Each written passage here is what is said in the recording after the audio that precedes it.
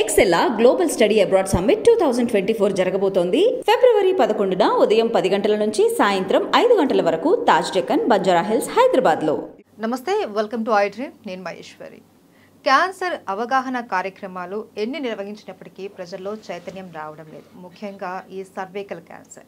రీసెంట్గా కూడా ఈరోజు సినీ నటి పూనం పాండే కూడా సర్వైకల్ క్యాన్సర్ తోటి మృతి చెందారు. మరి ఈ సర్వైకల్ క్యాన్సర్ ఏంటి, రాకుండా ముందుగా తీసుకునే వ్యాక్సిన్ అందుబాటులో ఉందా లేదా, వీటి గురించి మాట్లాడడానికి మనతో పాటు ఉన్నారు స్టార్ హాస్పిటల్స్ నుంచి senior oncologist, surgical oncologist doctor Bharat గారు. మరి వారితో మాట్లాడదాం. నమస్తే సార్. నమస్కారం అండి. సార్, ఈరోజు ఉదయమే ఒక న్యూస్ చూసాం. పూనం పాండే సినీ నటి సర్వైకల్ క్యాన్సర్ తోటి మృతి చెందింది. అసలు ఈ సర్వైకల్ క్యాన్సర్ అన్నది ఇంత మహమ్మారి, అది చాలా సైలెంట్ కిల్లర్ అనేసి చాలా మందికి తెలిసి కూడా నిర్లక్ష్యం చేస్తూ ఉంటారు. అసలు ఈ సర్వైకల్ క్యాన్సర్ అంటే ఏంటి అనేది మన ప్రేక్షకుల కోసం మరొకసారి చెప్తారా? ఓకే అండి. సర్వైకల్ క్యాన్సర్ అంటే మనకి గర్భసంచి ముఖ ద్వార క్యాన్సర్ అనేసి అంటుంటాము. ఇది రావడానికి బేసికల్లీ ఒక వైరస్ ఇన్ఫెక్షన్ ద్వారా వస్తుందన్నమాట. అది హ్యూమన్ ప్యాపిలోమా వైరస్ అని, HPV 16, 18 అని 2 వైరసెస్ ఉంటాయన్నమాట. దానివల్ల అది క్రానిక్గా ఇన్ఫెక్షన్ అవ్వడం, అంటే చాలా ఇయర్స్ టుగెదర్ సర్విక్స్లో ఆ వైరస్ ఇన్ఫెక్షన్ ఉండడం వల్ల కొన్ని ఇయర్స్ గడిచిన కొద్దీ అది క్యాన్సర్గా కన్వర్ట్ అవుతూ ఉంటుంది అనమాట. సో మరి ఇనిషియల్గా మనకి క్యాన్సర్ వైరస్ ఇన్ఫెక్షన్ రాకుండానే ఎలా జాగ్రత్త పడాలి అనేది మన ప్రేక్షకులు తెలుసుకోవాల్సిన విషయం అనమాట. ఒకటి ఏంటంటే అది సెక్షువల్లీ ట్రాన్స్మిటెడ్ డిసీజ్ లాగా పరిగణించవచ్చు అనమాట. అంటే డ్యూరింగ్ సెక్షువల్ ట్రాన్స్మిషన్ అది ఎక్కువగా జరుగుతుందన్నమాట. సో ఎక్కువ మల్టిపుల్ సెక్షువల్ పార్ట్నర్స్ ఉన్న లేడీస్ కానీ, ఆర్ మనకి అన్ప్రొటెక్టెడ్ సెక్స్ చేసుకునే లేడీస్ కానీ, and if male partner is having that kind of infection, human papilloma virus, then అవి మనకి వచ్చే ఛాన్సెస్ ఉంటాయి. సో అలా ఉన్నప్పుడు మనకి ఇనిషియల్ స్టేజ్లో క్యాన్సర్గా కన్వర్ట్ కానప్పుడు అది మనకి తెలియదు. సో వాళ్ళకి usually infection, pelvic inflammatory disease అని, సర్వీసైటిస్ అని చిన్న ప్రాబ్లమ్ యాంటీబయాటిక్స్ తోటి తగ్గిపోతుందని కొంతమంది సెట్ అయిపోతుంటారు. బట్ చాలాసార్లు ఏంటంటే ఆ ఇన్ఫ్లమేషన్ అనేది తగ్గక అది మెల్లిగా ఒక దశ నుంచి ఇంకో దశకి కన్వర్ట్ అవుతూ క్యాన్సర్గా కన్వర్ట్ అవుతుంది. సో మనకి దాన్ని ముందుగా తెలుసుకోవడానికి మనకి సర్వైకల్ ప్యాప్ స్మియర్ అనే టెస్ట్ ఉంటుందన్నమాట. సో ఎర్లీ స్టేజెస్లలో, అంటే అది క్యాన్సర్గా కన్వర్ట్ అయ్యే దశలో లేదా మొదటి దశలోనే తెలుసుకునేటువంటి దానికి అవకాశం మనకి ప్యాప్ స్మియర్ టెస్ట్లో ఉంటుందన్నమాట. సో దానికోసమే ఇప్పుడు మనకి screening recommendation of cervical cancer screening అనేది అయితే ఎవ్రీ 3 yearsకి ఒకసారి ప్యాప్ స్మియర్ టెస్ట్ చేసుకోవడము, అండ్ HPV కోటెస్టింగ్ అంటాం. అంటే ప్యాప్ స్మియర్ టెస్ట్ చేసినప్పుడే HPV వైరస్ కూడా అదే శాంపుల్ నుంచి తీస్తారనమాట. ఇదేమి మనకి పేషెంట్ పెయిన్ వచ్చే ప్రొసీజర్ కాదు, నార్మల్ సింపుల్ OP ప్రొసీజర్ అనమాట. బయాప్సీ కూడా కాదు, బయాప్సీ కంటే కూడా బిఫోర్ అనమాట. జస్ట్ స్మియర్ అంటాం. జస్ట్ వాళ్ళ సర్వైకల్ కెనాల్ నుంచి ఉండేటువంటి అక్కడ జస్ట్ ఒక బ్రష్ టైప్లో చేస్తారు అంతే. So it's not at all painful, very low to know discomfort to the women. Okay, అది OPD ప్రొసీజర్లో గైనకాలజిస్ట్ చేసి ఇంటికి వెళ్ళిపోవచ్చు అనమాట. దాని టెస్ట్ వచ్చిన తర్వాత మనం అది ఎలా ఉండేదనేది దాన్ని బట్టి మనం ఫర్దర్ ఏం చేసుకోవచ్చు అనేది డాక్టర్ గారు నిర్ణయిస్తారు.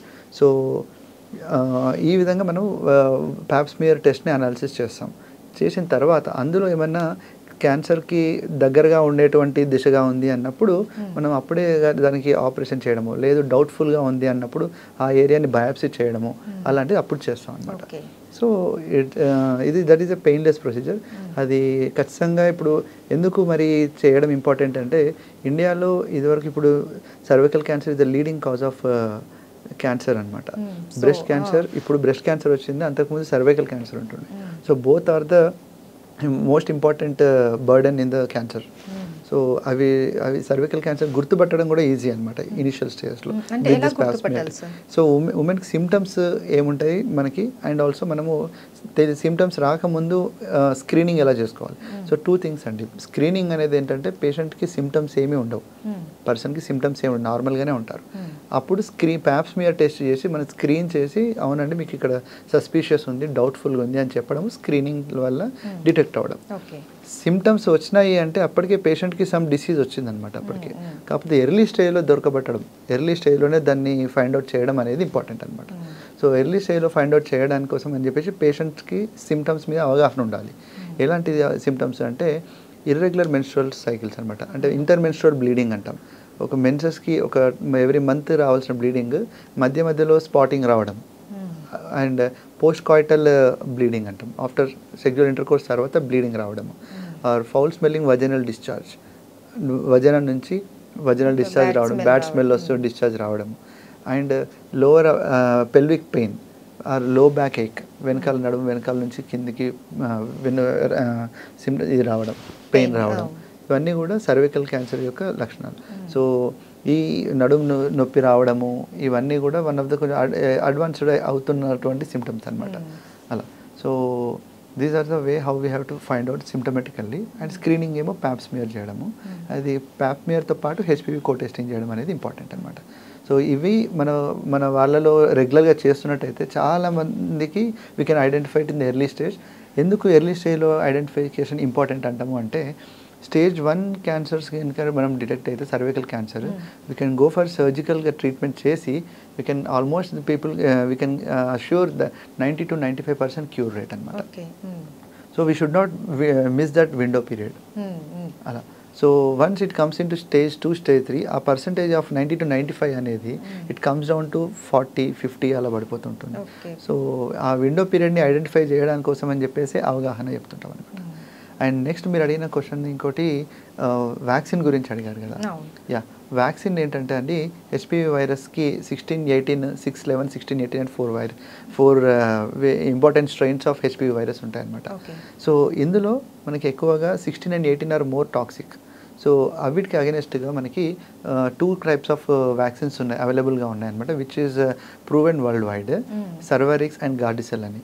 సో ఇవేంటి అంటే మనకి 9 years నుంచి 16 years ఏజ్ గ్రూప్ ఉన్న పిల్లలు ఎవరైతే యూజువల్లీ ఎవరు కూడా సెక్చువల్ ఇంటర్కోర్స్కి ఇంతకుముందు ఎప్పుడు పార్టిసిపేట్ అయ్యి ఉండరు కాబట్టి వాళ్ళ లోపల ఇప్పటివరకు ఆ వైరస్ వచ్చే అవకాశం కూడా చాలా తక్కువగా ఉంటుందన్నమాట.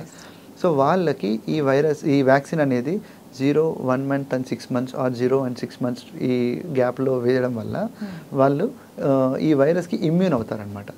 సో ఈ 9 to 16 years ఏజ్ గ్రూప్ వాళ్ళకి ఈ వ్యాక్సిన్ ఇస్తే వాళ్ళ ఫ్యూచర్లో సర్వైకల్ క్యాన్సర్ వచ్చే ఛాన్స్ చాలా తక్కువగా ఉంటుంది. But it doesn't mean that వాళ్ళు ప్యాప్స్మియర్ ఫ్యూచర్లో వాళ్ళు పెద్దగా అయిన తర్వాత మ్యారేజ్ తర్వాత మళ్ళీ వాళ్ళు ప్యాప్స్మియర్ చేయించుకోవాల్సిన అవసరం లేదు అనేటట్టు కూడా కాదండి. So they should undergo Pap smear testing as recommended, but this will give the protection, extra benefit protection అనమాట, ఇమ్యూనిటీ వస్తుంది అనమాట. సో ఎలాగైతే మనము హెపటైటిస్ బి వ్యాక్సిన్స్ ఎలాగైతే వేయించుకుంటున్నాము, పిల్లల్లో చూసుకుంటే నేషనల్ ఇమ్యునైజేషన్ షెడ్యూల్లో చాలా వ్యాక్సిన్స్ ఉంటాయి, అదే ఎలాగో ఇది కూడా అలాగే. అందుకే మన గవర్నమెంట్ ఆఫ్ ఇండియా కూడా రీసెంట్లీ ఒక బడ్జెట్లో కూడా ప్రవేశపెట్టారు. ఎందుకంటే because the burden of the disease that much and the efficacy of this vaccine is also good, that's why ఇది అన్నిటిని ప్రమోట్ చేస్తున్నారు. When government is giving it for free, people are ready to take it. ఇది వరకు free vaccines అనేది ఇందులో లేదు, సర్వైరిక్స్ గార్డిసెల్ ఇది లేదనమాట. సో అప్పుడు కొన్ని కార్పొరేట్ హాస్పిటల్స్లో కానీ కొన్ని ఫార్మా మెడికల్ షాప్స్లో వీటిలలో మాత్రమే we to get that vaccine. దాని కాస్ట్ కూడా around it will be around 2,000 to 3,000 మధ్యలో ఉంటుందన్నమాట. సో ఇదివరకు వ్యాక్సిన్లో కూడా 2 types ఉంటాయనేసి విన్నాను. అవునండి. సో సర్వరిక్స్ అండ్ గార్డిసెల్ అని ఉంటుందండి. ఇవేంటి అంటే కొన్ని సర్వరిక్స్ 16 and 18 వరకు ప్రొటెక్షన్ వస్తుంది, గార్డిసెల్ 6, 11, 16, 18కి కూడా ప్రొటెక్షన్ ఇస్తుంది అనమాట.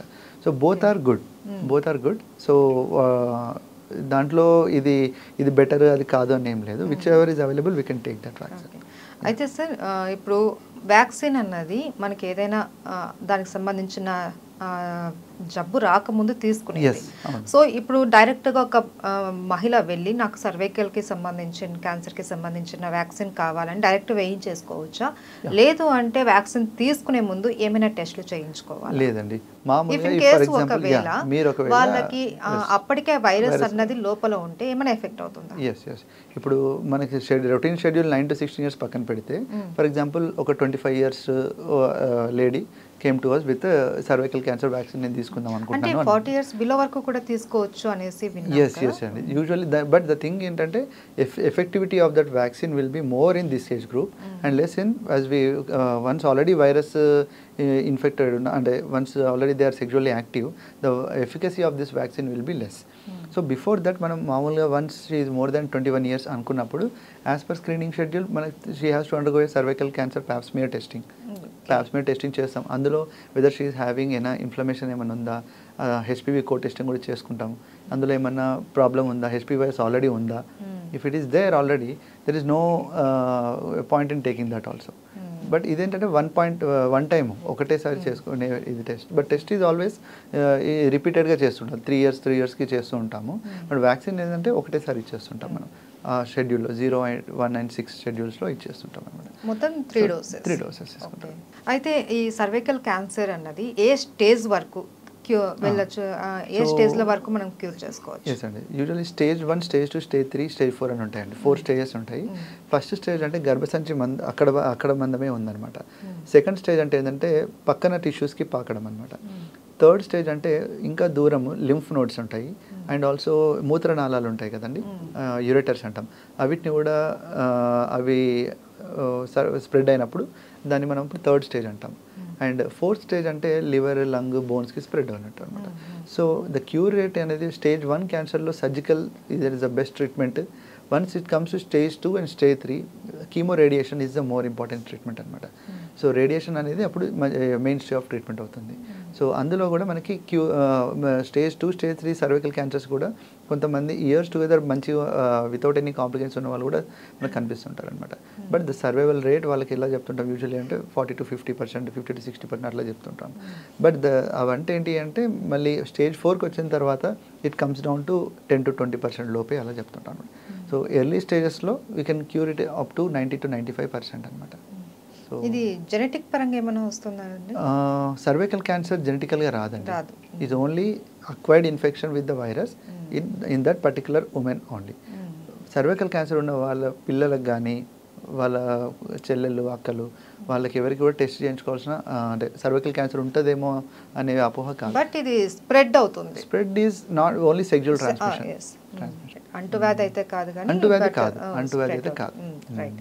Thank you so much sir. Cervical క్యాన్సర్కి సంబంధించి చాలా అపోహలు ఉన్నాయి, అలాగే కొన్ని డౌట్స్ కూడా ఉన్నాయి. వాటన్నిటి మీద కూడా మాకు చాలా క్లారిటీ ఇచ్చారు. థ్యాంక్ యూ అండి.